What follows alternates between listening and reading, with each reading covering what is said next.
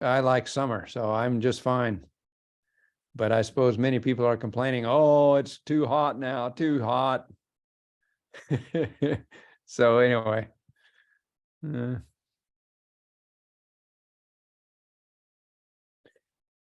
Good evening from the Turks and Caicos Islands. Am I pronouncing that wrong? Somebody help me.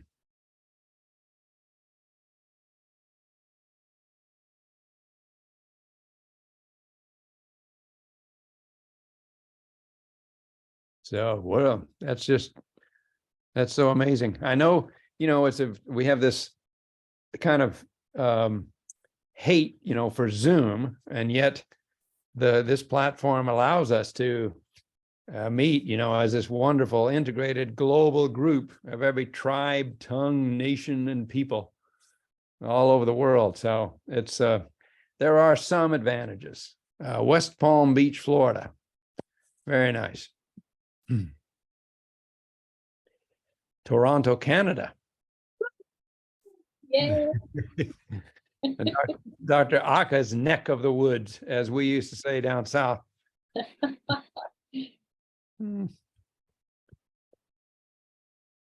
Hello, Luna.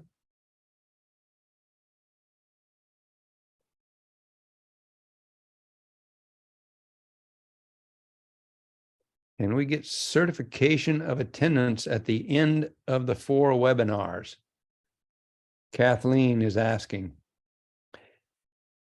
Yes, there are steps that you go through to get either CE, continuing education credits, or if you wish to register and complete, the assignments, then, you can get academic credit as well. So certificate of attendance, I'm assuming that you're interested in continuing education. You can earn 1 credit of continuing education for the 4 seminars. Yes. Quebec, Canada.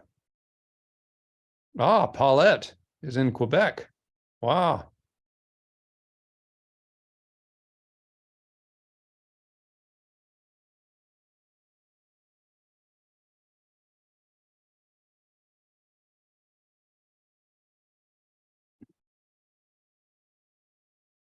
Oh, I'm sorry, Kathleen. I've noticed that was a direct message to me, so I apologize. But I'm sure that you were not the only person who had that question. So I hope that you don't mind that I shared it with the group. Okay. Where do we find the details for that process to get certification for attendance? I will just add them in the chat. This Okay. is Dr. Ledesma. Thank you, Dr. Ledesma. Dr. Ledesma will post some materials. Information. Yeah, that right information now gives you step-by-step instructions about how to get a certificate of attendance for continuing education credit, or to register if you're interested in academic credit. Well, she might discuss that later, actually. There are people who are attending for academic credit, and they actually meet after the seminar in order to engage in discussion and assignments and so forth. So, but certificate of attendance, that's a separate process, easily done. There's just a few steps that you have to go through for that. So thank you, Dr. Ledesma, for posting that in the chat. Morning from Kenya. Excellent.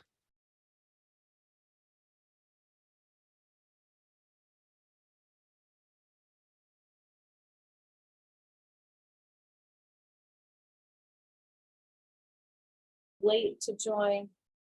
It's the power of this topic. I think it really speaks to the power of what we're talking. Yeah, amen. Amen. Yeah, I was just sharing with a smaller group of people a few days ago.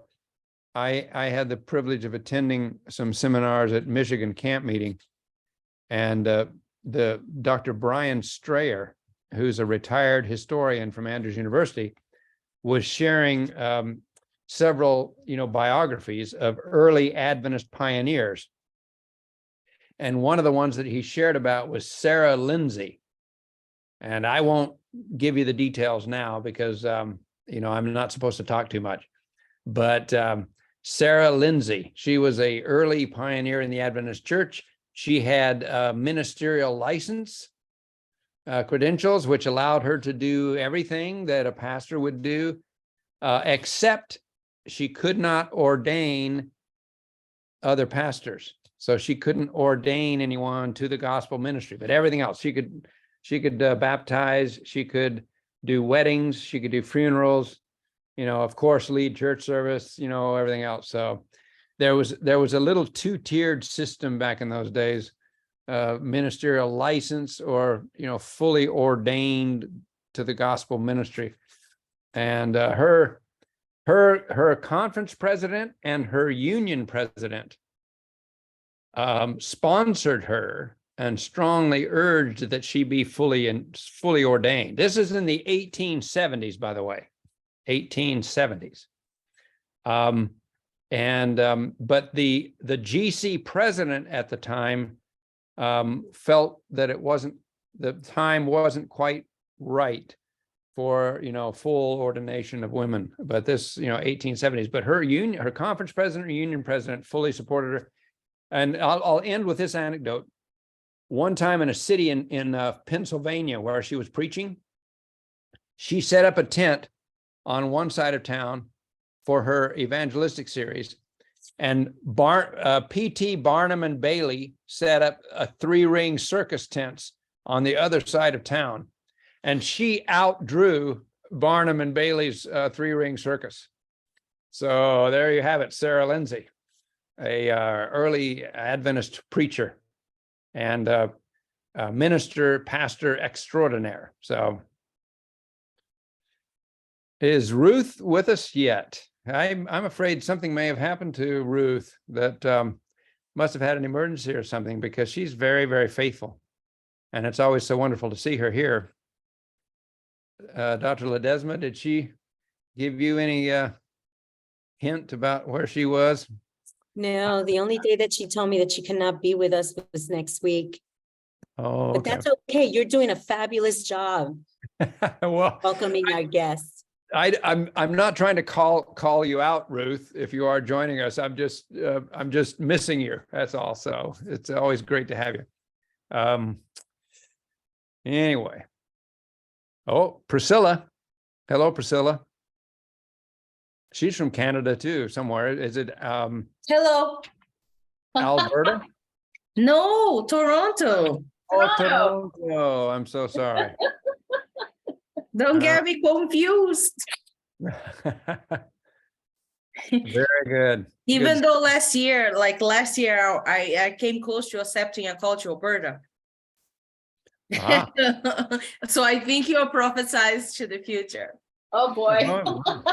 And now our university is in Alberta, so yeah. Yeah, that's right. So yeah, Anything is possible. I try to stay in touch with the spirit, so I may have gotten a prompting there. Yeah, exactly. The spirit is prompting you before. Or we might also be searching for those Chinooks. Oh, yeah. Those are nice. You don't want to search for those.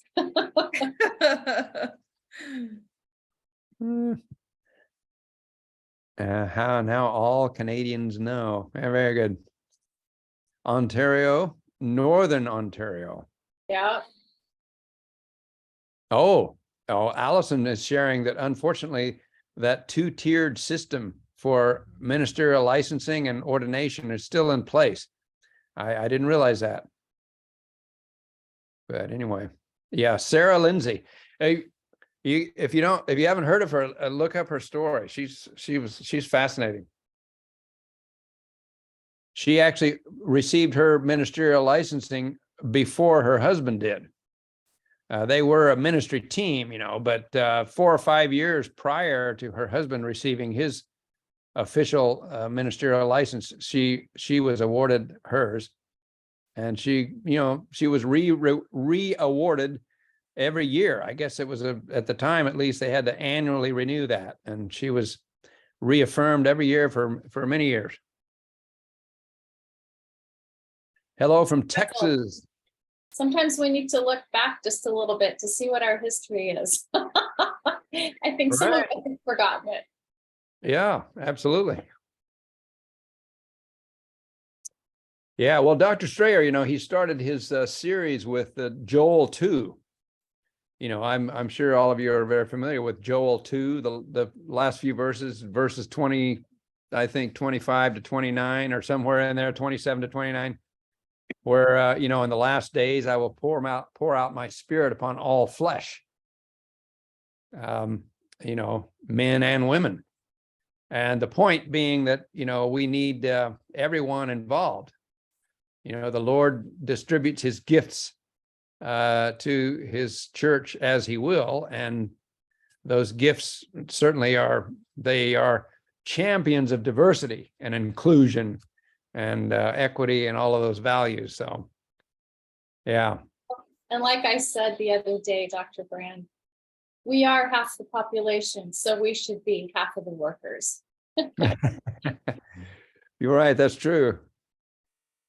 That's true. And I'm an elder at my local church, and I certainly would freely admit that many times issues and situations arise where you don't feel comfortable, and even it's sometimes almost illegal, for just elders. I mean, male elders, to meet privately with female, a crisis situation, whatever.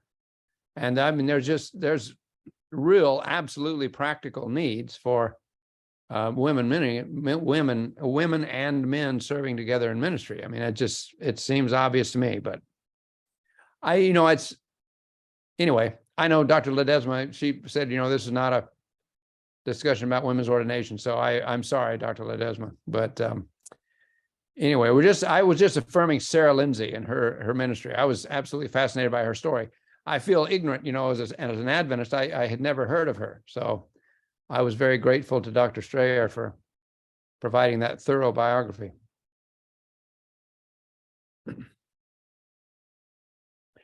Oh, Mary is asking, what is the website address to listen to past presentations? There's a Andrews University School of Leadership YouTube channel, and there's also a Facebook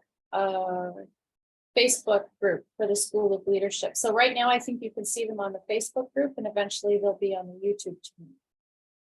Excellent. Thank you, Dr. Aka. Mm-hmm.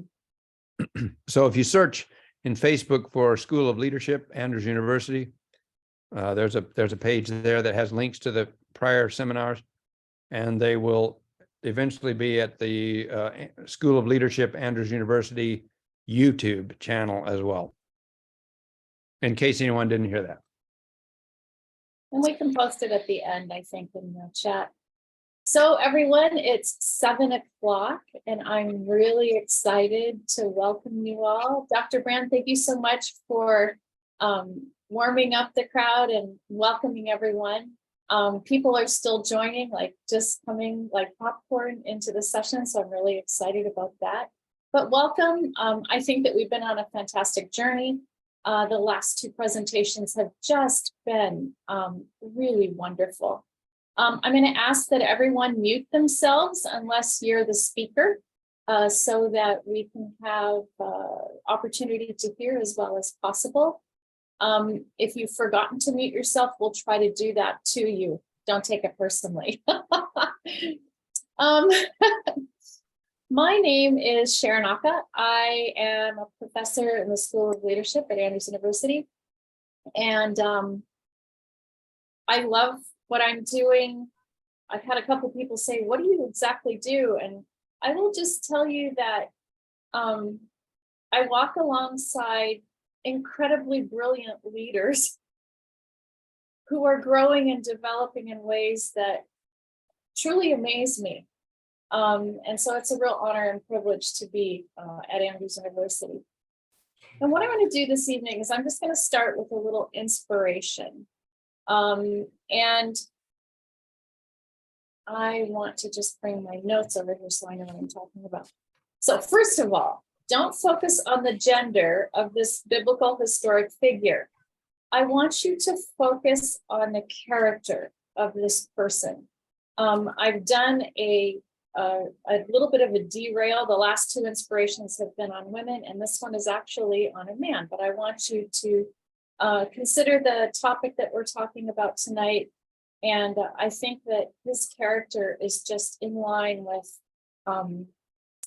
transformational leadership. So we're going to be talking about Nehemiah, the cupbearer of great influence. So the book of Nehemiah is one of the history books of the Bible. And it continues the story, of Israel's return from Babylonian captivity and the rebuilding of Jerusalem. Nehemiah is a Jew that was born in Persia during the exile. And at the time the story is told in the book of Nehemiah, he's a cupbearer in Persia's King Artaxerxes' court. So the dictionary of the Bible says that the office of the cupbearer, the holder of this office, was brought into confidential relationships with the king and must have been thoroughly trustworthy. As part of his duty was to guard against poison in the king's cup. And sometimes, I guess, cupbearers were actually required to taste the wine before they gave it to the king. The position of Nehemiah as a cupbearer to Artaxerxes was evidently very high. It was a position that had the potential for influence. And the narrative of Nehemiah shows the high esteem of the king. In this story, when the king notices one day or over several days that Nehemiah is really sad, he actually says to Nehemiah, "What's causing your sadness?" And Nehemiah tells the king that his sadness is the result from the news he received that the Jews, who earlier returned from exile to Jerusalem, faced great affliction and reproach. Enemies surrounded them. Jerusalem's walls were demolished. Its gates were burned. And the depth of Nehemiah's despair over this news was grave. And we see in the book of Nehemiah that he's indicating his strong patriotism to a land he's never even been to, and to people, his people, most of whom he's never met. There's an important Bible text in Nehemiah that I really like because it really exemplifies his character. Nehemiah 1:11. "O Lord, let your ear be attentive to the prayer of this your servant and to the prayer of your servants who delight in revering your name. Give your servant success today by granting him favor in the presence of this man." He was talking about the king. Nehemiah isn't concerned about himself at all. He's concerned about his people. So after fasting and praying, Nehemiah received permission from Artaxerxes to go to Jerusalem. The king also provided an escort for him and wrote letters to governors along the way through the provinces where he was traveling. And the letters gave Nehemiah authority to travel and to receive all kinds of goods for these governors. The king commissioned Nehemiah to act as a governor of Jerusalem, someone who's never been to Jerusalem, who's a cupbearer in the kingdom. So Nehemiah is a Hebrew in Persia when the word reaches him that the temple in Jerusalem is being reconstructed. He grew anxious knowing that there was no wall to protect the city. Nehemiah invited God to use him to save the city. God answered his prayer by softening the heart of the Persian king, Artaxerxes, who gave not only his blessing, but also supplies to be used in the project. Nehemiah is given permission by the king to return to Jerusalem, where he is made governor. And in spite of opposition and accusations, the wall is built and the enemies are silenced. The people, inspired by Nehemiah, give tithes of much money and supplies and manpower to complete the wall in 52 days, like without modern technology. After a few tripping and falling incidences and falling backwards a bit, Nehemiah reestablishes true worship through prayer and by encouraging the people to revival by reading and adhering to the word of God. Nehemiah was a man of prayer and he prayed passionately for his people. He had a burning love for God's people, which he poured out in prayer to God, interceding for them before the throne. So a little practical application here. Nehemiah led the Israelites into a respect and love for the text of scripture Nehemiah worked for them through his relationship with God.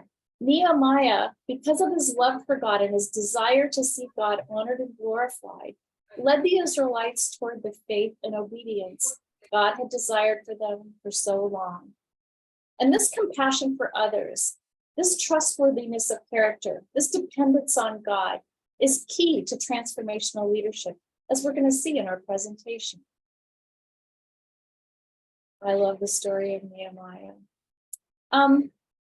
Let's just bow our heads for prayer very quickly, and then I'm excited. I'm going to ask you a question, and I'm going to introduce the speaker.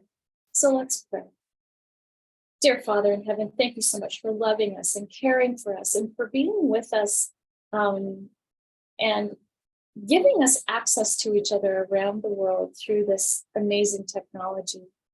And Lord, we've been together for a couple of Mondays now. This is our third one. And all of us have left inspired and excited about what we've learned. Lord, tonight, bless our speaker, Rika. Give her calm, assurance, speak through her, and help us to be able to listen to what she's presenting to us in a way that's new and transformational for us as well.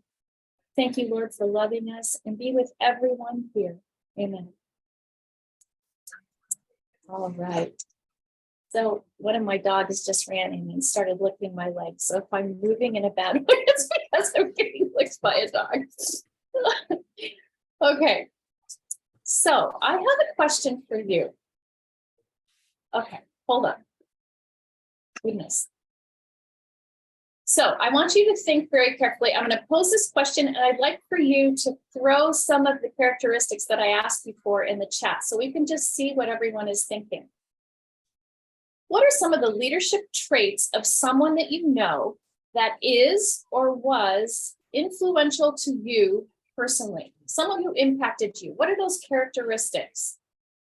I'm going to give you a couple of minutes just to throw some stuff in the chat, and let's see what we get. Oh, encouraging, courage, caring, structured, humility. I love that one. A good listener, transparent. Oh my word, look at all these great words. I hope we're capturing these words. These are the words that we all aspire to. Authentic, prayed with me, forgiving, visionary, lifting up. Oh my word, such great, a growth mindset. I think that's important. The question again was, what are some leadership traits of someone that you know that is or was influential to you personally? I love that one, authenticity. We've seen that twice already during the series. A listening ear, knowledgeable. I've seen humility and listening come up a lot in this list. Compassionate, honest. Look at this. Aren't these words that we want all of our leaders to have? Anyone who is leading us, anyone who's supporting us. I love it.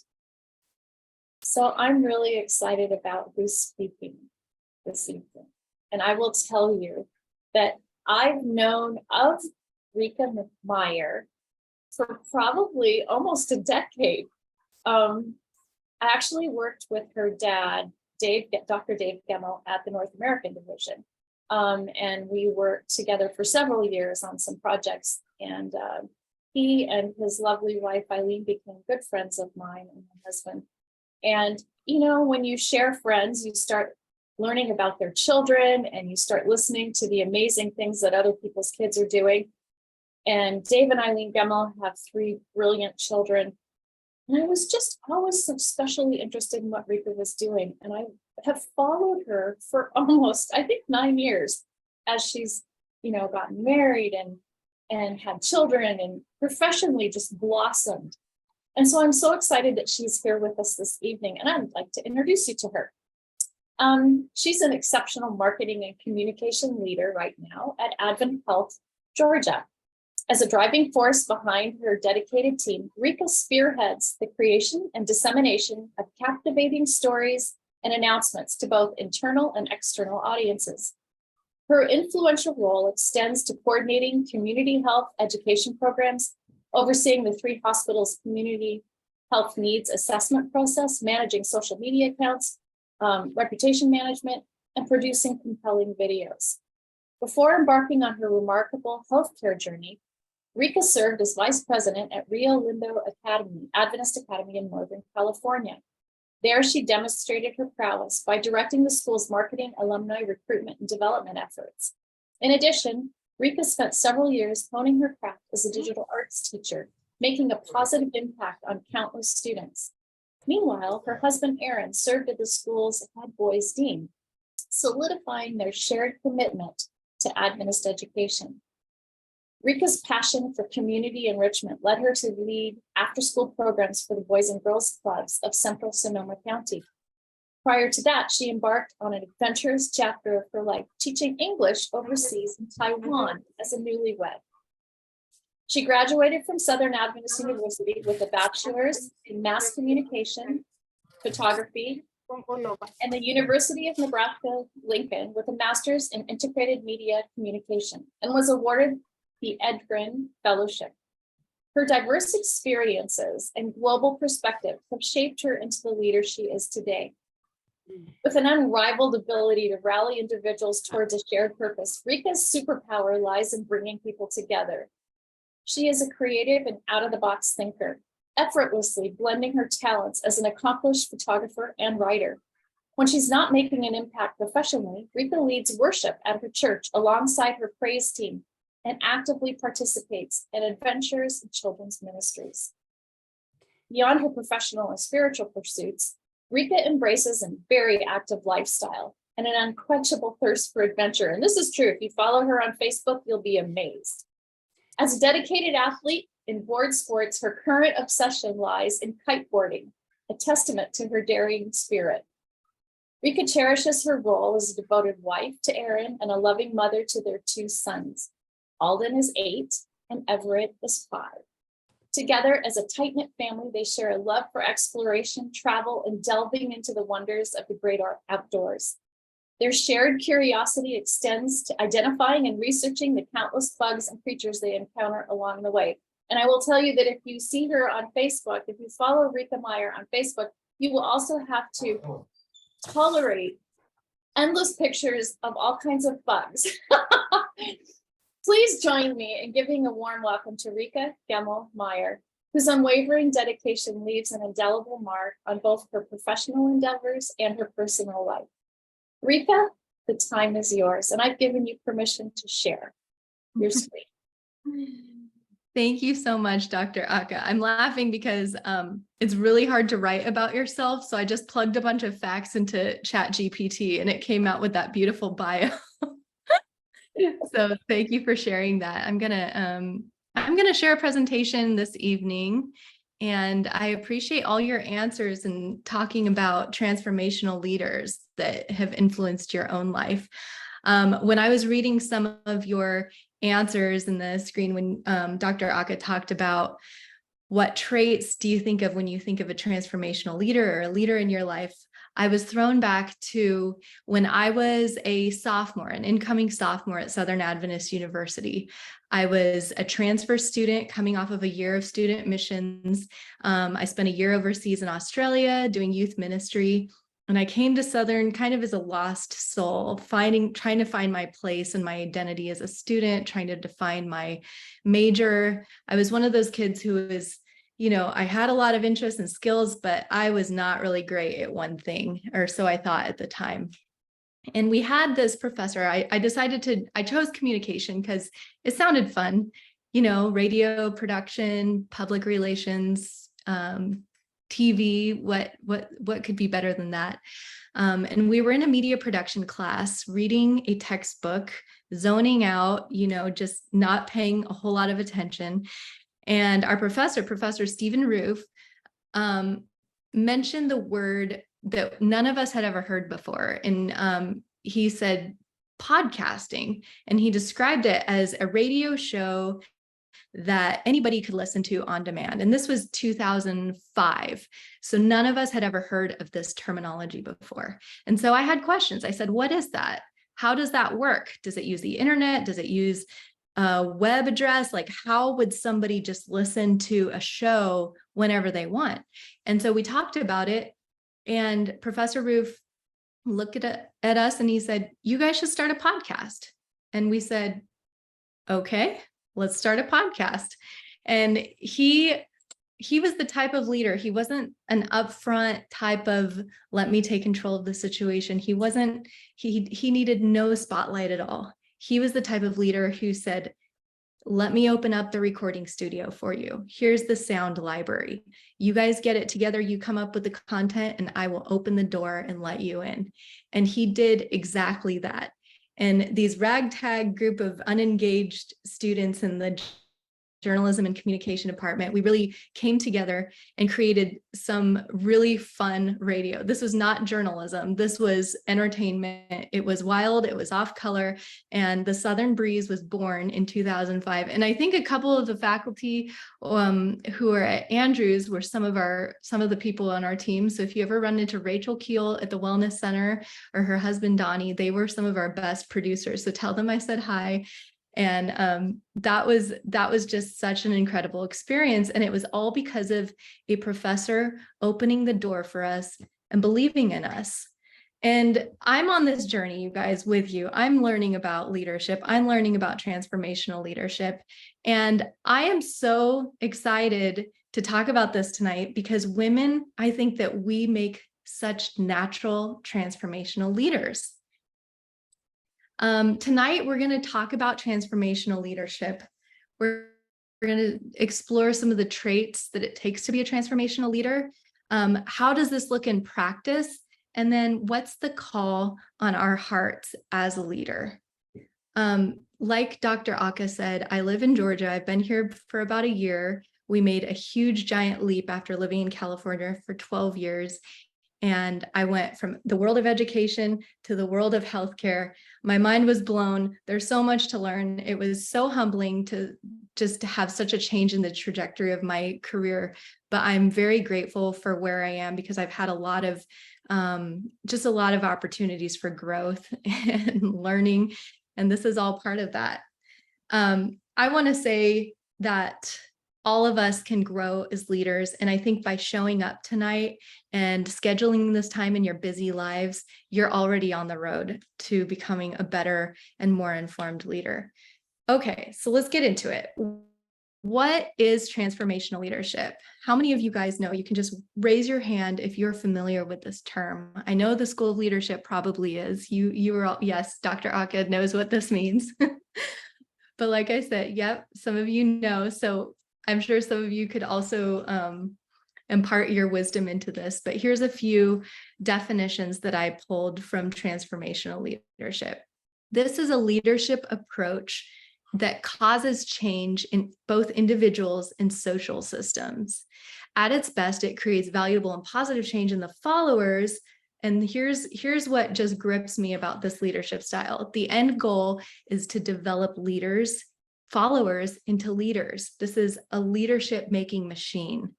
And the advantage that I see of transformational leadership is that it's sustainable because you're creating more and more leaders.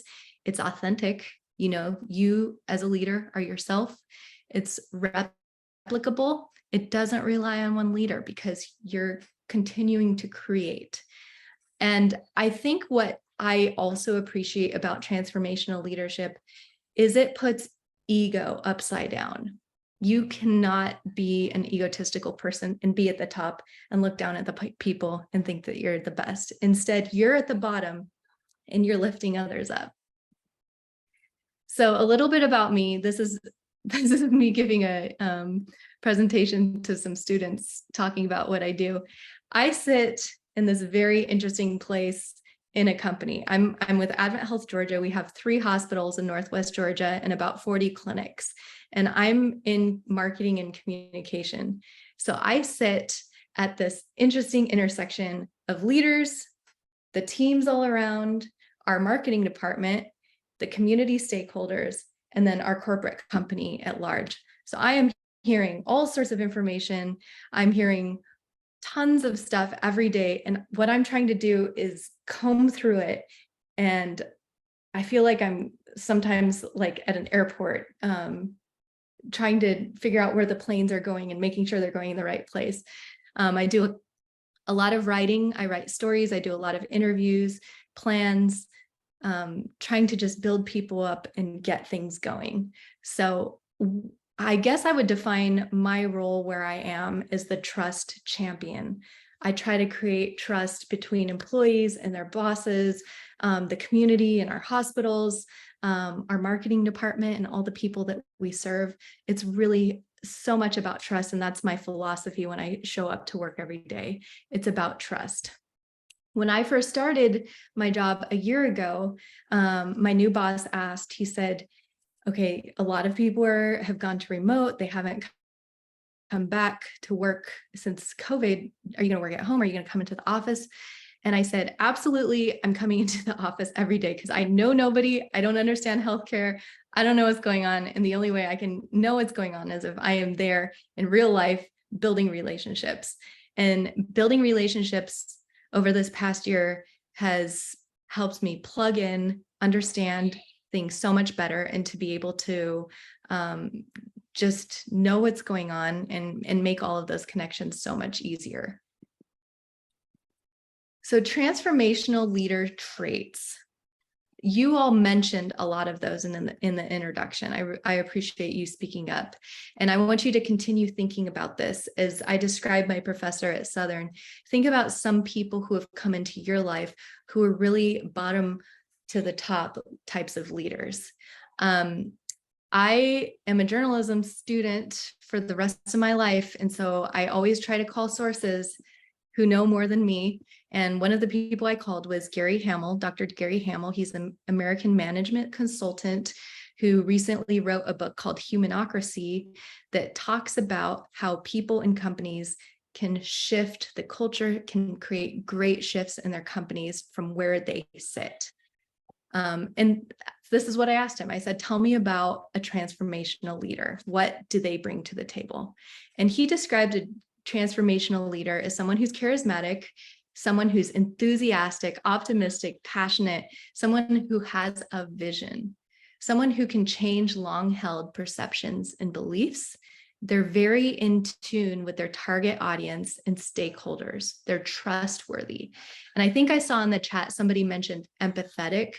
That is so critical. And that's why I think women make great leaders. Hold on, I'm going to shut my door. My kid is making a lot of noise.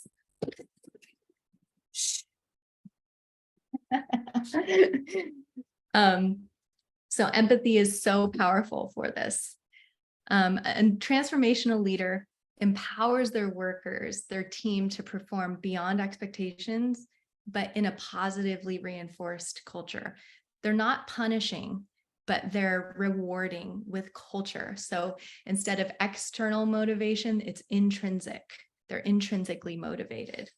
A transformational leader can identify who the organization is, what the challenge or the opportunity is. They can see the goal, and then they can figure out how to empower the people to reach that goal. So that's a very watered down version of what a transformational leader is. And here's the thing, here's a few things that it's not, just to really set us up for understanding this today. Transformational leader is not a top-down approach. This is not someone who's in it to win it for themselves. This is also not somebody who's going to walk around and micromanage their team. They're not going to look over people's shoulder. They're not going to tap them and tell them they need to correct something. They have other people on their team who are running that role. Transformational leader is not somebody who's fine with status quo. They're constantly asking, how can we improve this? How can we be better? What are the systems that need to be changed? Who would be better suited here? They're always thinking ahead, and they're always questioning and asking that word, why? My favorite word is why. And I love walking into a space and seeing how things are running and just saying, okay, is this the most effective? Do we need to think about something else? Like, can we flip over this puzzle and see how it could work differently?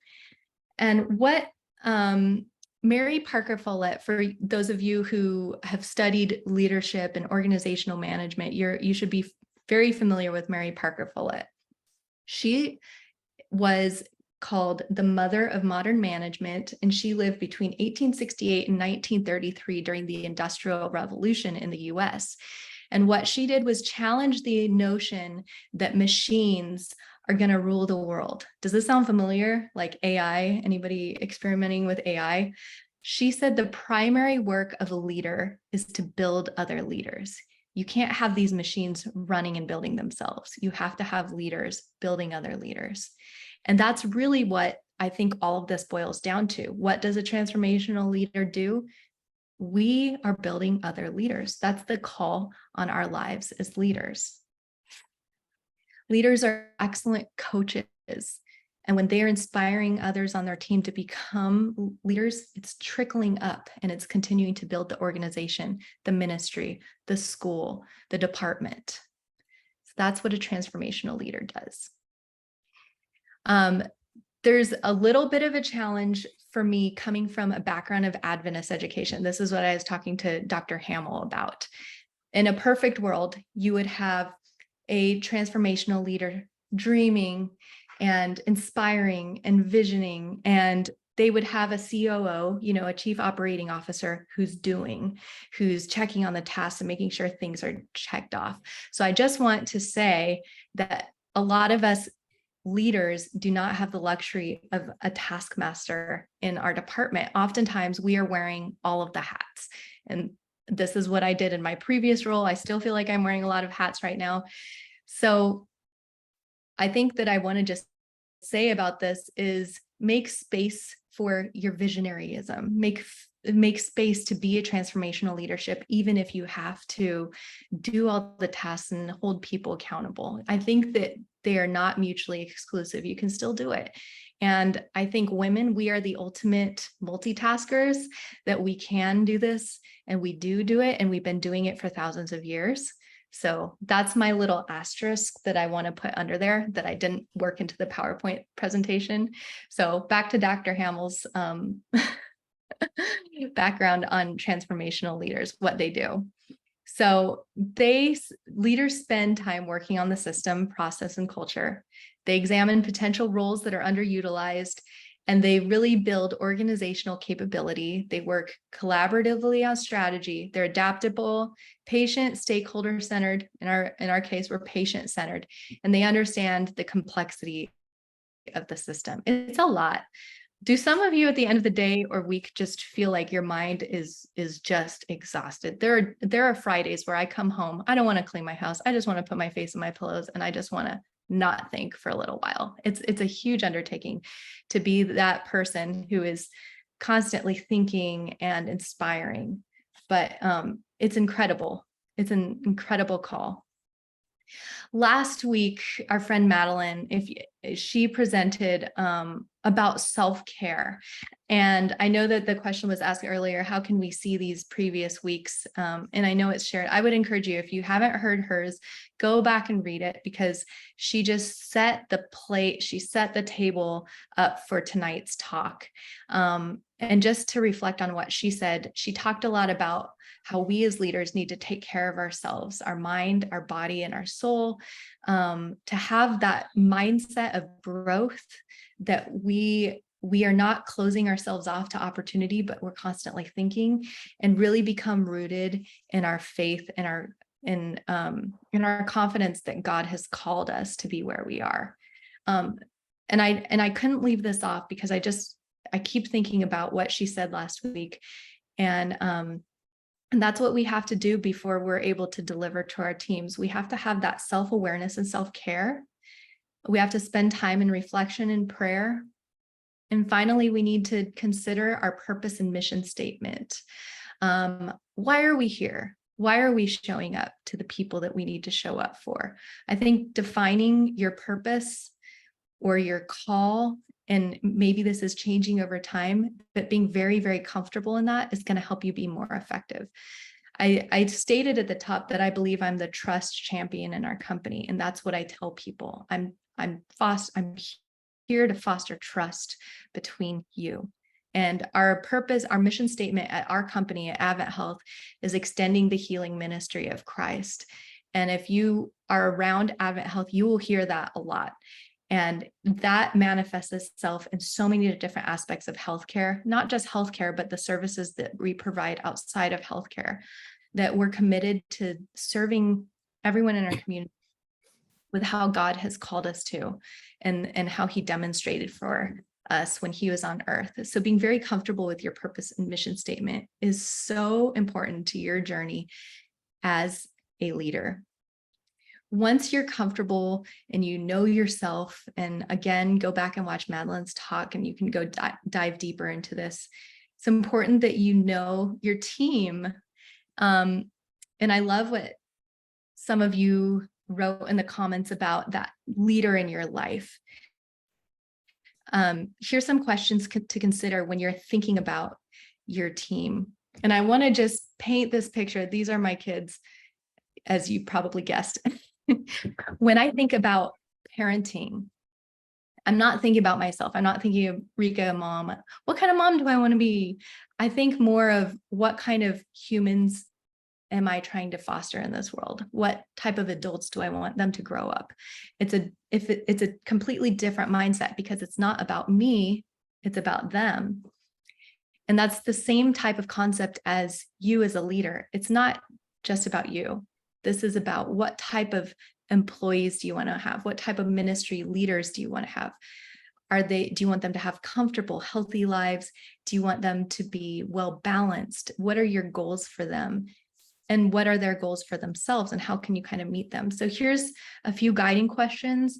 And by the way, I think we have a PDF that includes a lot of these questions. So if you're a journaler, if you want to take some time later to write these out or to really spend some time thinking with them, we'll have a little sheet for you to consider later.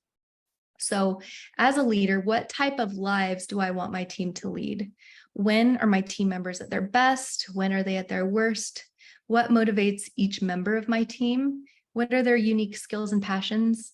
And trust, like I'm convinced it all comes back to trust. Do I trust my team members, and do they trust me? And finally, how much time do I spend listening to my team? When I started this new job a year ago, I started working, and I was in an office by myself doing a bunch of tasks, writing little stories. And I think I told you earlier, a lot of my team was working remote. So I did not have social connection to other people. And I wasn't really living my best life at work. And there were a few times where I thought, did I make the biggest mistake of my life and move across the country to a place I'm not familiar with? And I had all of these second guessing questions. And I happened to mention something to my boss. I think I just said something like, I think I need more to do or something like that. Or I was getting off track with a project and he was trying to help write the train. And he said, Rika, I think we need to meet on a regular basis. And I said, I would love that. Please, anybody meet with me. And so we have a standing meeting on our calendar every Tuesday afternoon or Tuesday morning, whichever works better for our calendars. We spend an hour, sometimes two, just going through the different projects that we're working on. We talk about, what's happening with our team. We're looking ahead at big plans or goals, and we spend that time to connect and get on the same page. And I really see a really brilliant shift in my job satisfaction and in my identity in my job, and just knowing that I maybe I did make the right choice by moving out here. After we started spending that time together, and he was able to recognize some of my strengths and give me more responsibility through that time together. But really it didn't take much investment on his part at all, maybe an hour every 2 weeks. And that helped me feel so much more connected. So I want you to consider, how much time do I spend listening to my team and hearing them out to understand where they're at? In the marketing world, we're always thinking about our audience. Who is our audience? And a lot of times you'll hear this if you're in marketing or communication. What's your target market? And there's a lot of data that comes around that, because that helps you know what kind of message you're trying to get by. So you as a leader also need to consider who's your audience. If you are in a school, maybe it's prospective students, maybe it's current students, maybe it's alumni, maybe it's parents, maybe it's faculty, maybe it's the leadership of the school and the board of the school. So everybody has a wide array of audiences around them.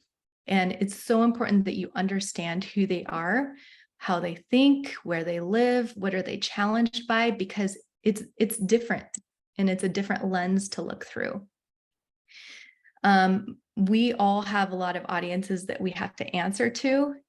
And that's why relationships are so critical, and that you're showing up and building that relationship and remembering something personal about someone. Dr. Aka's dog that was licking her leg in the introduction, you know, we know that she loves animals just based on her background. So memorizing those things about different people will help you start establishing a trust with them.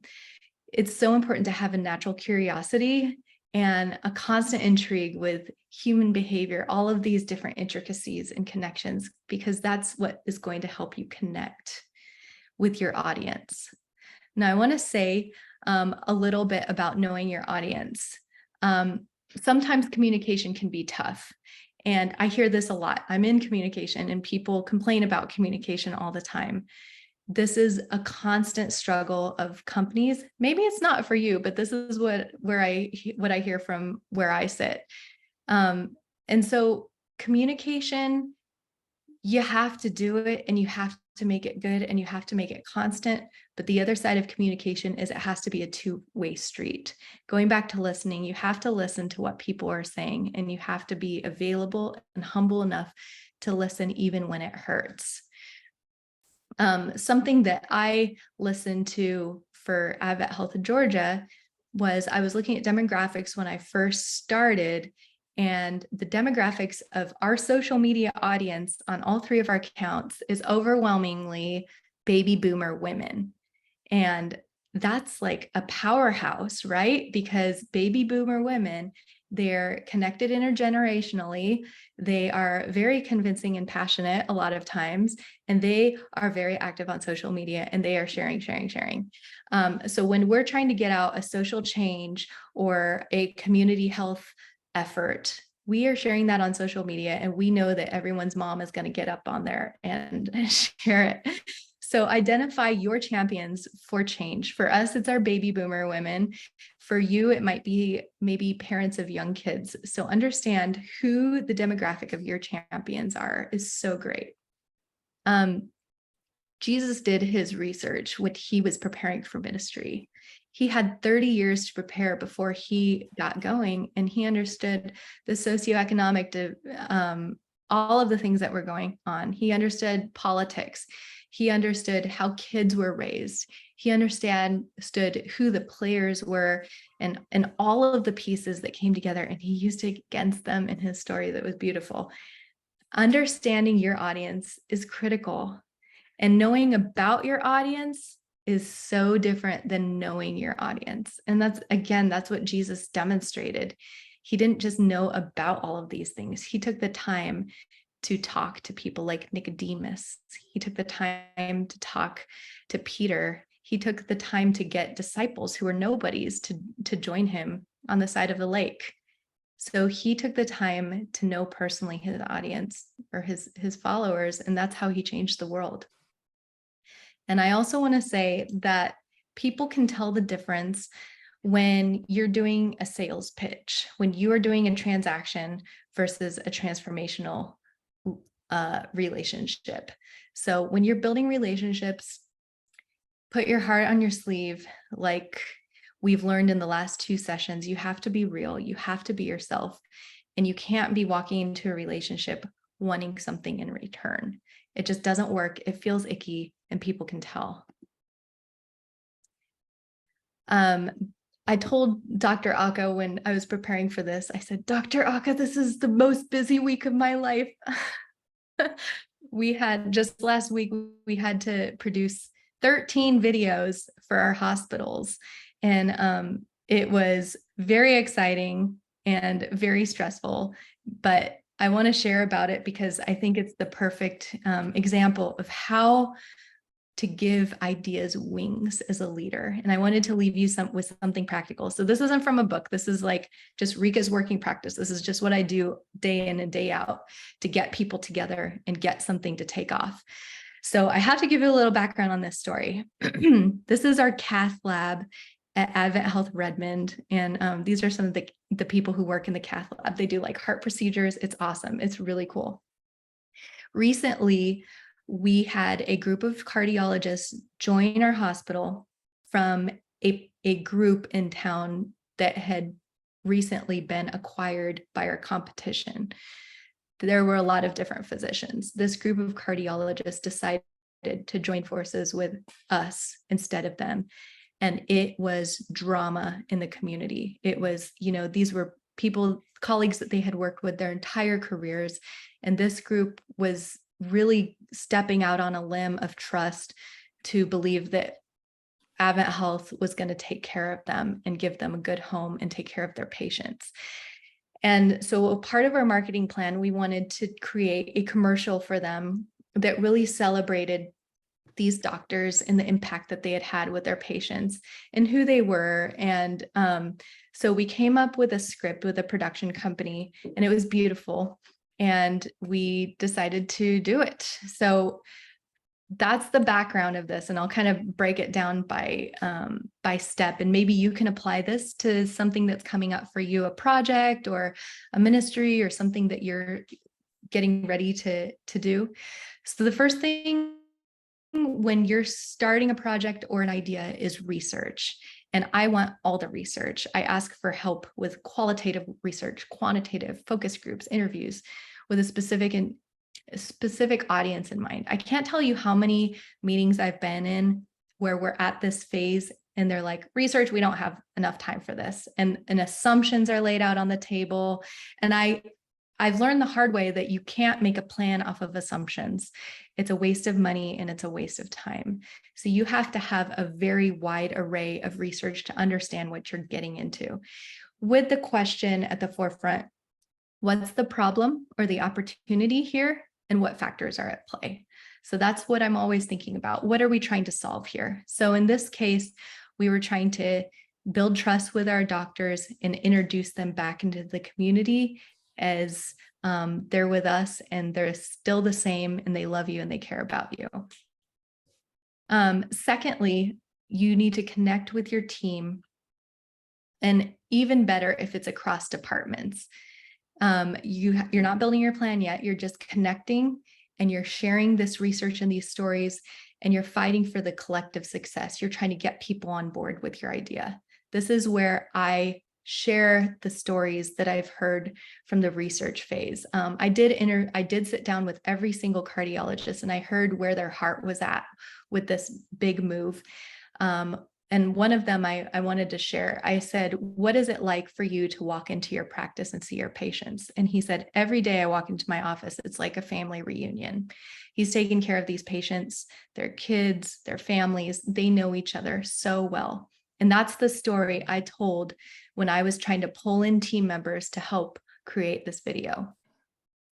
Find impact stories. So I want to connect the people in this picture. I want them to connect with this process. So I asked them, why is this important to you?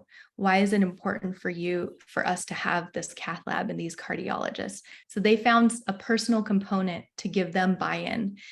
And then together we create a plan of action. So I find those power players, the production company, we need to make sure we can pay for it. So financial, we make sure that we have approvals for all our CEOs. So I'm creating a plan of action and then I'm delegating it. So I hand it off scheduling to somebody else. I hand it off who's picking up lunch, who's doing this, who's doing that. And I spread the load.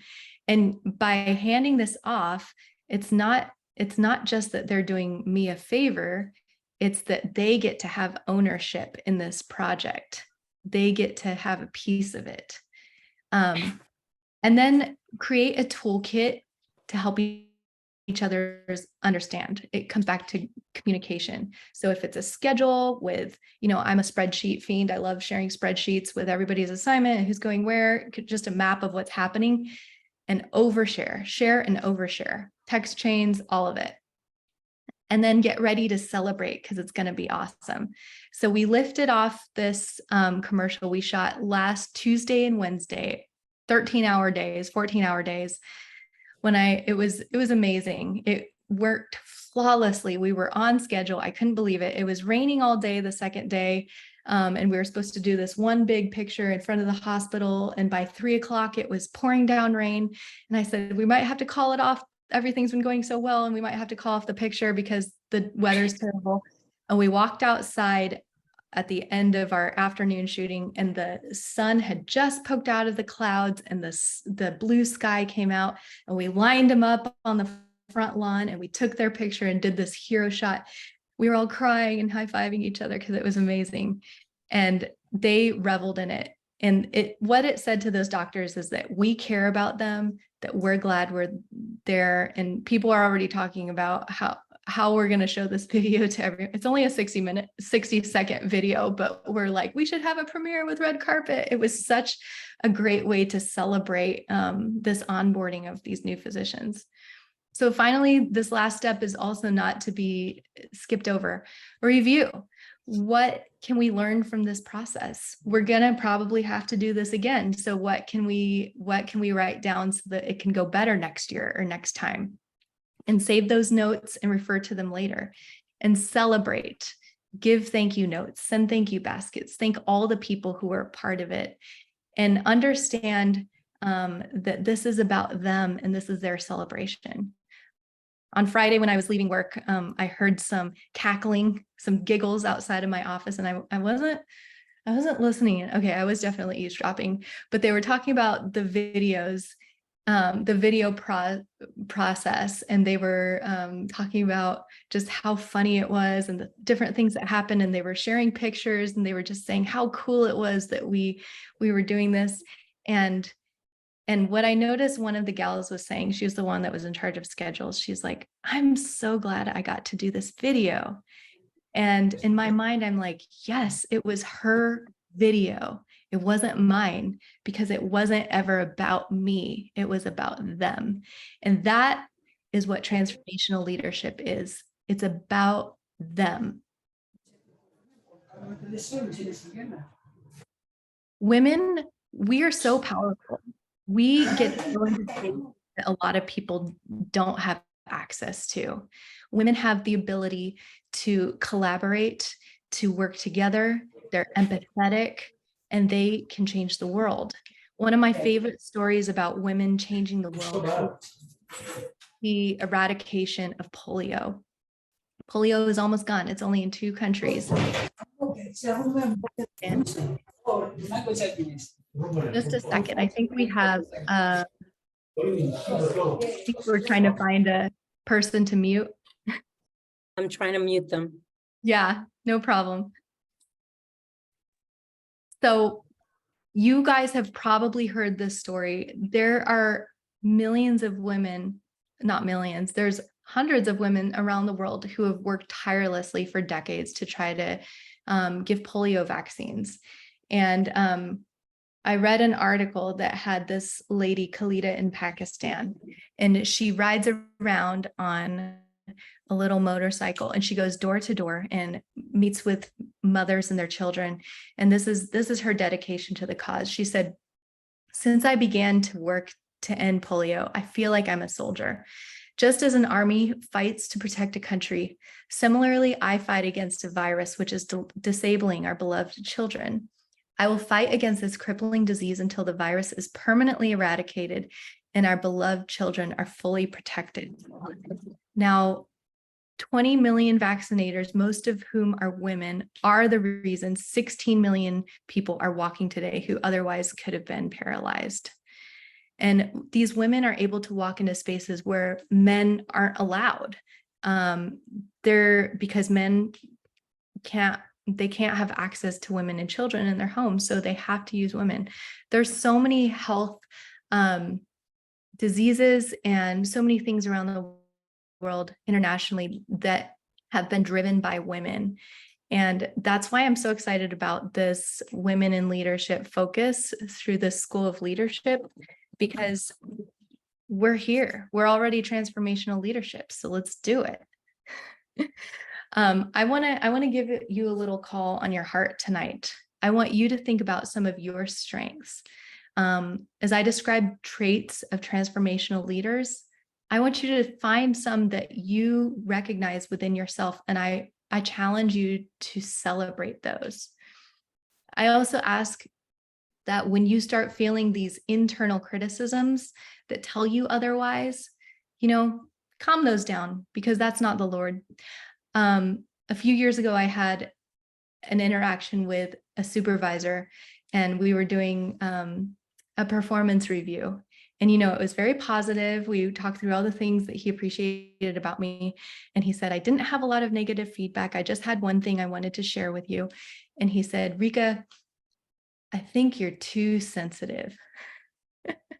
And I laugh about that because sensitivity is my thing. It's what I'm really good at. It gives me my sense of empathy, gives me the strength to walk into a room and be able to empathize with somebody who's going through cancer treatments and get them to trust me so that they can tell me their story.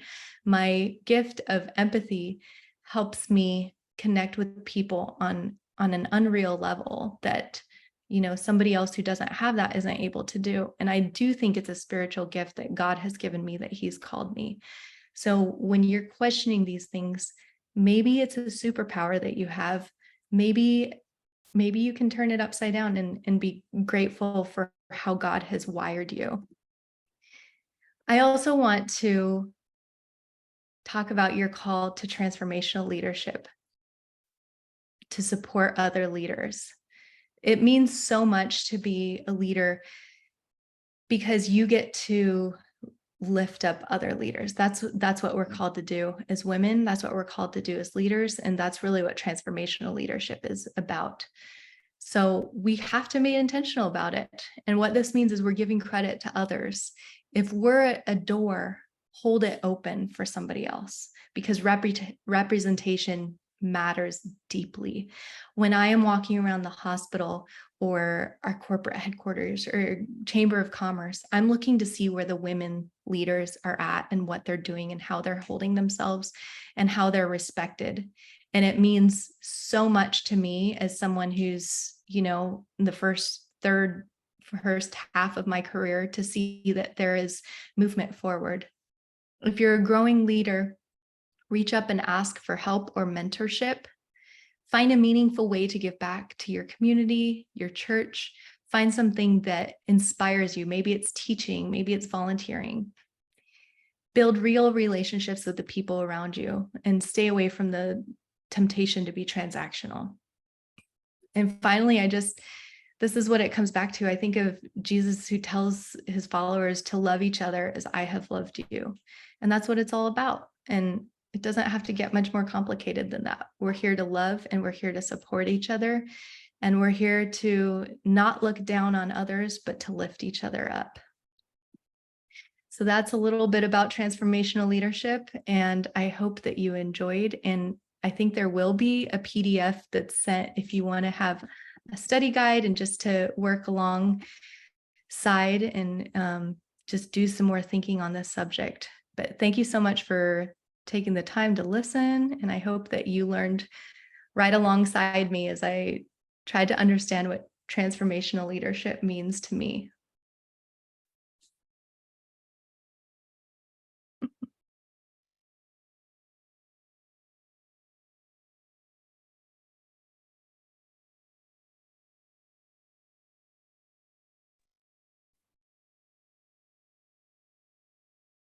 Well, that was fantastic, Rika. I'm not exactly sure who's leading our questioning, but I know I'm involved, but I wasn't anticipating leading the charge. But maybe I was just intimidated by your transformational leadership, so I was Please go trying ahead, Dr. Brand. I Yes, was Dr. basking basking in your umbrella, but no, it's fantastic. I mean, the chat was just, sort of buzzing with accolades and praise. But there were a few, also some questions. So just, and it's a few things also that occurred to me. But so I think, I mean, I'm also a very big fan of Mary Parker Follett, as you are. I was neat to see you mention her. And so developing followers into leaders, that's, no one is at least on this call, is going to reject that notion. But could you unpack that a little bit? I mean, so I'm assuming that a lot of things are involved with that, noticing people with, exceptional empathy, for example, or noticing that someone has exceptional listening skills, or someone who's great at summarizing other people's ideas in an affirming way, or, just those kind of things. So unpack that just a little bit more. How would you go about developing followers into leaders? Well, Dr. Brand, I think you hit it on the head in your question, is understanding the differences and the different, I call them superpowers, but the different skill sets and the different calls that different people have. And you can only do that if you have a relationship with them and talk to them about it, and then give them opportunities to flex those muscles and see if it's something that fits with what they're doing. When I was in an Adventist academy, we would host academy days, and we would ask for kids to step up as leaders for prospective students. And we asked everyone to step up as a leader. And then we would ask the more introverted kids, we would say, hey, you don't need to be up in front leading song service. Maybe you need to find one person who's off to the side who you can relate to, where you can build a connection just with them. So it really is about connecting and asking them and having that continued conversation and giving opportunities to thrive or fail. And then a lesson can be learned there as well. Awesome. I love that. Yeah, thank you. And you're exactly right. As leaders, it takes a lot of extra effort to make sure you have authentic relationships with everyone on your team. You're never just a sort of a distance boss, giving orders. I mean, you are genuinely caring for people, and their lives and their struggles and their challenges, and so you can be authentic in that way. And that involves, by the way, as you pointed out so well, trust. I love your is that a personal theme? Maybe I'm getting the term wrong, but trust champion. There were a lot of people in the chat who just love that as well. Trust champion. So that's, of course, you realize that's two words, but it has, profound implications. I mean, sort of probably a constellation of networked concepts that come alive in your mind when you accept the role of being the trust champion for AdventHealth, whatever. So yeah, unpack that a little bit more. I mean, what are maybe the top 3 practical tools that sort of, I don't know, support or create you as the trust champion? For me in my role, communication. So creating outgoing communication pieces. One that I'm proud of is an internal newsletter that goes out to everyone. And in addition to that, we also have a news show where we're trying to connect all of our campuses together and help them support and visualize each other, because even though we're in the same place, we are disconnected and we have 2,000 employees. Social media is very powerful, and that gives us an opportunity to have that two-way conversation that I was talking about. You can't create trust if it's just going one direction. So we do engage with our audience, and when people are messaging, we respond. We try to be real people not 24/7. I do turn it off at night and on the weekends, but yeah, making sure that there's a two-way street there. And then talking with other employees, there's no fast track to trust, but I have found if you identify those key people who have the relationships built already, and you go after them and you say, hey, can you introduce me to everyone you know, or who are the key people in your area, the influencers, that's kind of a fast track to get that two-way communication back. So I've found a lot of different people who have really helped me out in my short time here, because they have years of those relationships already under their belt. Right. I just think that's a key insight for you as a young leader to recognize that. I mean, you have actually, I mean, you're probably aware of this. In fact, I'm sure you are, but you sort of very accurately summarized all of John Cotter's books on finding the change agents and building on their network of relationships. That's wonderful. That someone has given you a hard question in the chat, and as a teacher, I always have to pass along the hard questions.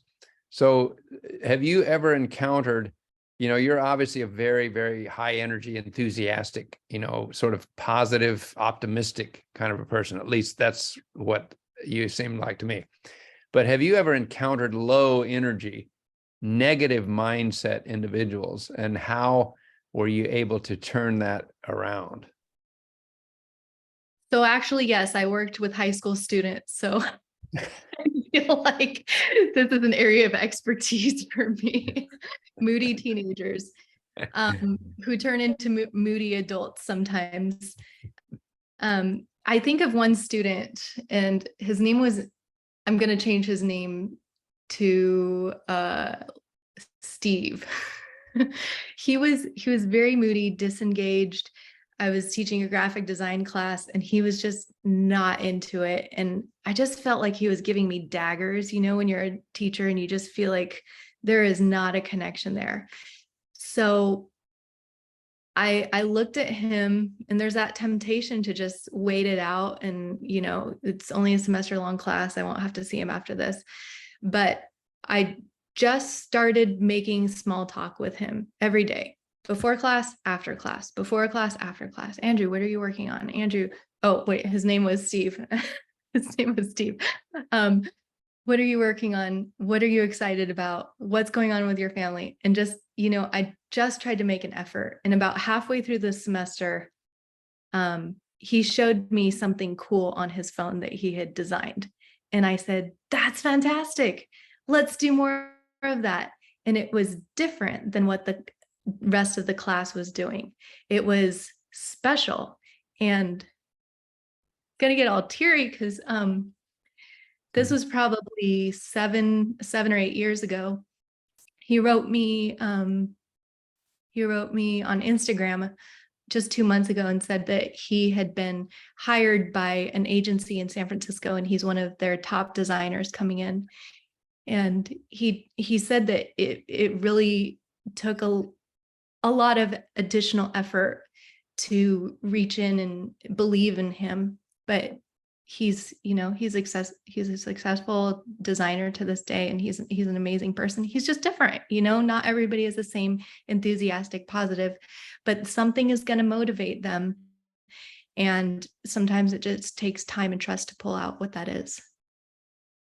What a inspiring and touching story. I mean, that is absolutely amazing. Those are the things that you always treasure when a difficult situation, difficult person, abrasive, whatever, uncooperative. And somehow, the Lord just gives you a magic moment where you affirm them in some way, or, just give them, a nice positive stroke, and it just kind of turns around, and they tell you later, look back, that's kind of a turning point for them. I mean, that's brilliant. Good stuff. Listen, I may be misreading this question. It's a very insightful question, but I'm going to summarize it, and I hope that I'm not damaging, the intent of this question. But, You mentioned in your talk when you were, of course, transformational leadership. I mean, that's what you were talking about. But you mentioned in some situations where a transformational leader essentially can delegate to more of a transactional person or more of a, accountability person there, so they can keep their mind focused on the vision and on enthusiasm and charisma and all of that. But, as you mentioned, which I thought was very insightful, most leaders have to wear, 7 or 8 or 9 or 10 hats, and often they also have to be the tough boss, once in a while and so forth, in addition to, visionary charisma. So, I mean, obviously you have lots of different skills. So how do you, as a leader, or maybe, from experience of others, how do you wear different hats? I mean, how do you remain, at least the majority of the time, as a visionary, a transformational, inspirational, enthusiastic leader, even when you have to tell somebody, hey, you're 2 weeks late on that report, I really need that, or whatever. I mean, it's hard. And I think I was more in this role when I was working as vice principal of a school. I had, students, faculty, all of these different people to answer to. Now I'm just working with my team, and then I'll do projects and bring different people in. So I feel like I have the luxury of moving on very quickly in this space. But I think that the team is where the value lies. Whether it's for wisdom and advice, or no one can hold everything on their shoulders. So we had a very strong leadership team where I was at, and we would talk through things and we would see who had the close connection, and we would, share and then redistribute. There were definitely times where I had to talk it out with some people and pull them back, or, have those moments where it wasn't bright and shiny and inspirational. It was holding people's feet to the fire, or our board's feet, telling them some truth bombs. And that's scary, but it's not right for it to be just on one person's shoulders. That's a recipe for burnout. So, that's what I would say with, the experience I've had is find some allies within your organization, a mentor, a team, to where you're not wearing all the hats and holding all of it in yourself. Awesome. Yeah, I appreciate that. Yeah, those are wonderful suggestions. And, I think it's possible, with God's help and great supportive colleagues and so forth around you, to build a culture, of transformational leadership. And then wearing the other hats, some often can go a bit better within that overall culture of, positive enthusiasm, joy, so forth, celebrating wins, like you said, and so forth. Karen has mentioned a book that sounds like a book that you could have written, actually, Rika. You may be familiar with it. Leadership is Language, by David Marquette. So as a communications specialist, that's probably a source of inspiration for you in your leadership.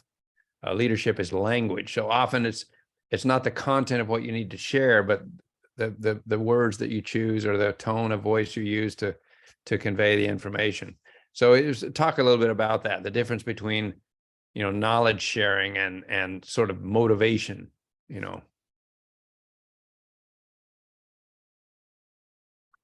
I don't know if I understand the question, so you might have to say it again for me. Oh, no, that's my fault, of course. But, I would just think this just sounds like a sort of a book, like I say, that you could have written. Leadership is Language. So it's the same message, but told differently. It makes all the difference in the world in terms of keeping people engaged, helping them feel affirmed rather than criticized, all those kind of things. I mean, I'm sure you're good with the selection of words and how you choose to communicate messages with your team, particularly if they're difficult messages. You can. I mean, I know that even for marketers, spin is a dirty word. We don't say we never spin anything, but giving it a, the glass is, Mhm. half full rather than half empty, kind of thing. Yeah, definitely. People need to believe in hope, and they need to know that you've thought this through and you have their best interest in heart. I mean, I read stuff from our corporate, coming down from the very top and how it trickles down to us. And I'm learning a lot about how they distribute and message things. And yeah, of course you have to keep it positive because you want people to believe you. But when it's not of a positive nature, when stuff happens and you have to get through it, it's going to only erode trust if you package it in a sunshiny little bag. So honesty is so important. And that's what you're getting at, is we need to still be honest. We need to keep people informed. Maybe they don't need to know all of the details and all of the backroom discussions that came to this decision, but they need to know that you're thinking of them and that you value them as employees or team members that you desire to share. I appreciate when I'm kept in the loop and I'm not caught off guard with different things that come out. I need to know. And I believe my team does as well. So yeah, thinking about them and how they would perceive it, it's really so important in looking through that lens. When I was talking in my PowerPoint about communication and looking through different lenses, I think it's important as Adventists, a lot of Adventists are on this call, that we're thinking about other audiences out there besides Adventists, because we're not the only ones reading or understanding the messaging that's coming out. And that's why you have to know your audience, and you have to see, okay, are we using haystacks too much? Are we using different terminology that is not well understood by people outside of our organization? So you really have to just think through the lens of the audience that you're communicating with. Fantastic. I just wanted to jump in, Dr. Brand. I'm sorry, Rika, my internet went out when just as you were ending, and I was freaking out and getting on my phone. I wanted to say that you just, in your explanations and in your presentation, have dropped so many incredible phrases or terminologies that I have not heard put together before. And it has been so incredibly inspiring to hear these words put together in a way that is new for me, and I'm sure for a lot of the other people that are here. I wanted to give Dr. Elaine Thorpe just a moment to give some, to make some comments, if she would like to do that, and just some feedback as well, because I know that she is in on the call. And we would love to hear from Dr. Thorpe on Rika's presentation. Dr. Thorpe? Well, okay, that's nice. Thank you. Thank you, Dr. Aka. I've also enjoyed it and very much enjoyed your presentation, Rika. Very full of energy and enthusiasm for leadership, which is terrific to see, especially in someone who is in the beginning, maybe earlier in your leadership career. But I think you are on firm foundation. Very, very clearly on a firm foundation when you've already recognized that transformational leadership turns what a lot of people go into leadership for, which is this idea that, oh, I can be the leader. I can make it happen. I can be, where the word that they look at is I and not we or you. Transformational leadership really is putting the ego aside. That was one of the things that you said. You began your discussion pretty much with that. And for me, that is at the heart of all effective leadership. The first thing you have to recognize is it's never about you, never about you. It's always about us. And mostly it's about the people you're leading. Jesus knew that. Jesus knew that. He knew that he wasn't here for himself. right? He would have had the cup transferred to someone else, but he didn't. He made the ultimate sacrifice. And sometimes leadership does require sacrifice. Transformational leadership. Let's not be afraid to say that. Truly transformational leadership requires sacrifice. And sometimes it means sacrifice. I'm not going to say of your family. You should never sacrifice your family. Too often that happens. Sometimes that's a male model that I hope we don't emulate as women. It shouldn't be your family you sacrifice. What it should be sometimes is your own ego. That's what you sacrifice. You sacrifice sometimes your desire for approbation, right? Your desire for people to say, boy, you're doing a good job, because you actually need to be saying to other people, boy, you're doing a good job. So thank you for reminding us of that. And thank you for being so wise, so young. Thank you, Dr. Thorpe. I appreciate it. Dr. Saturne, I know that you like to, Dr. Saturne has so much wisdom and he just listens with such a critical ear. And when you ask him to wrap up something, he always brings yet more nuggets of information to things. So Dr. Saturne, I know that you love this presentation. I watched you smile the whole time. And I know you're thinking of ways of how can we get Rika into our program. But Dr. Saturne, is there a way that you could maybe wrap up for us? Thank you, Dr. Aka. What a blessing. It has been a joy to listen to this presentation this evening. This is our third Monday evening in the series, Women in Leadership, Agent of Growth. And God has been there. The Spirit was present. And I can feel that all of us, we have been not only informed, but also inspired to see the passion, the energy in those younger ladies, younger sisters. And we feel good. Personally, I feel very good because I have a daughter. And so I feel very good. I say, wow, the Lord is blessing tremendously. And by pouring out his wisdom, his talents, his gifts, his Holy Spirit into the hearts and minds of our sisters. And the Lord is using them in a powerful way to transform organizations, but also families and also the community. This evening, we're another great beginning with the meditation on Nehemiah, a man of prayer, to see how much it is important for all of us, men and women, to pray, trusting God and asking for big things, and to see how the Lord is accomplishing great things in our hearts. I really enjoyed the responses given by the audience at the beginning. It was just overwhelming.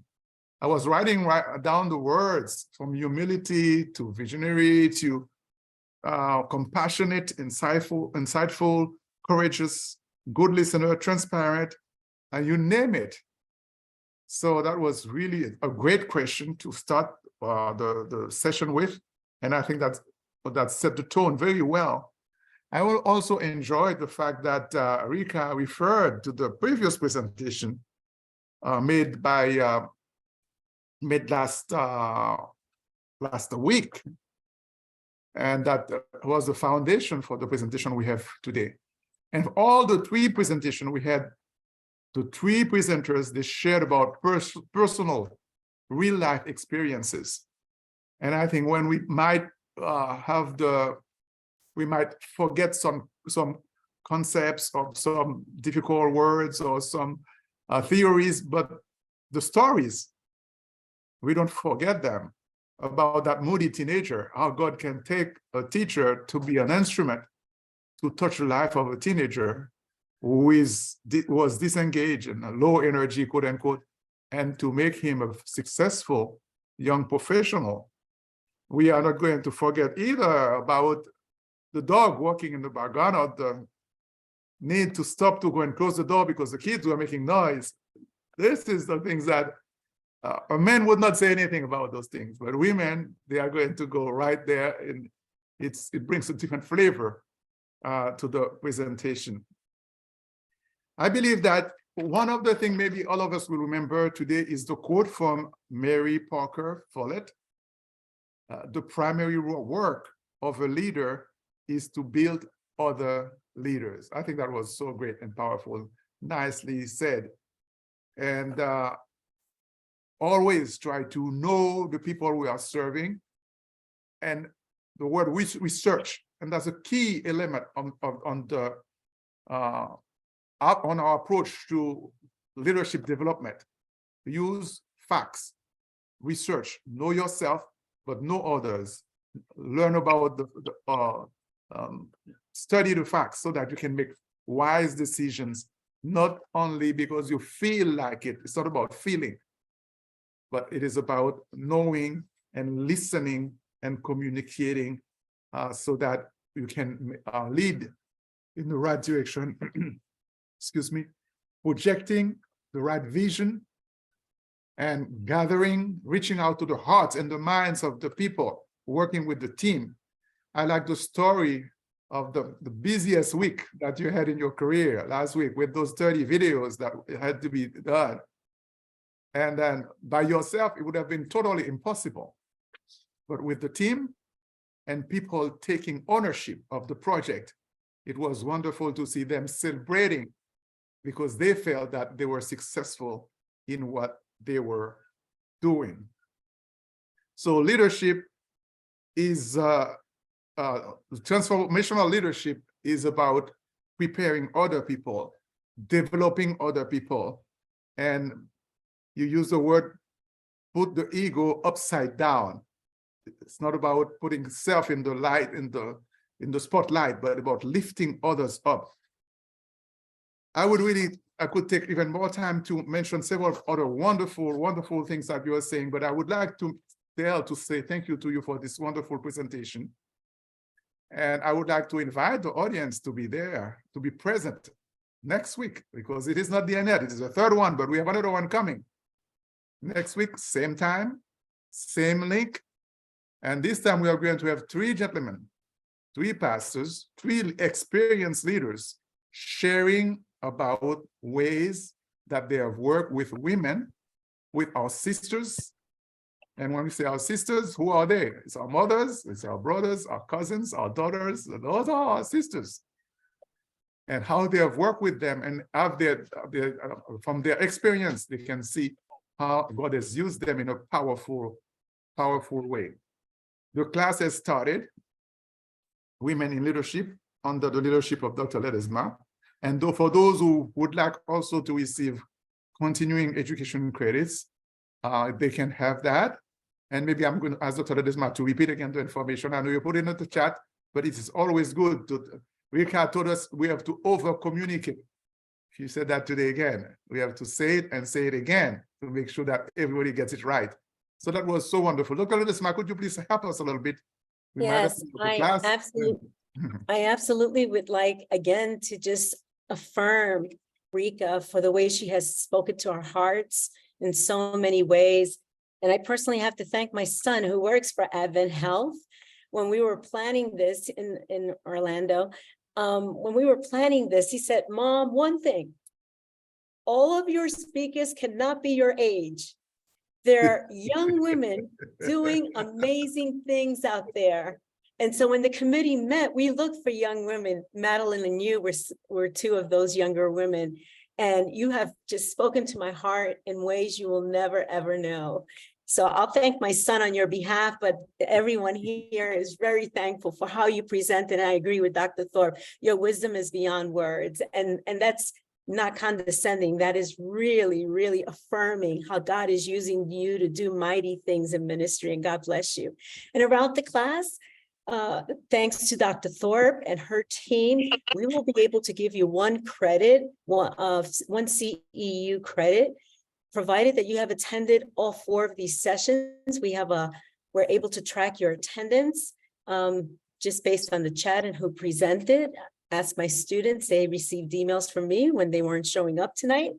So we're able to see who's on and who's not. And you would be able to attend all 4 sessions. And after you attend all 4 webinar sessions, you are going to do an interview of a woman leader that has influenced you to add up for the 10 hours of equivalent academic credit that you would need to get that one CEU. The most important part, it said it's a nominal fee. I think it's about $25. You will get an application. I put it in the link at the beginning of the class. If you scroll all the way up, you're also able to take this class for credit. And this has been the most amazing miracle to me, Dr. Satine, and the rest of those guests who are with us. When we started this class, there were 4 women who joined this class. As we speak tonight, there's 16. That was never our intent. I think Dr. Brand said earlier, the Dr. Ledesma said, this is not about women in ordination, because the goal from our committee was basically, how do we embrace and empower women in ministry? We just didn't want to engage in a debate that we feel is going to not really end in a positive way in a lot of ways. But we wanted to say, women, you bring so much to the table. Now there's going to be a seat at the table for you, and this is how.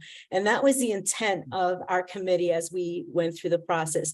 So you can take this class for 1 through 6 credits. You're all welcome to be here. We continue to be amazed at how God has led, and we continue to thank God for the way he's leading and for the way you have enriched our lives in our program.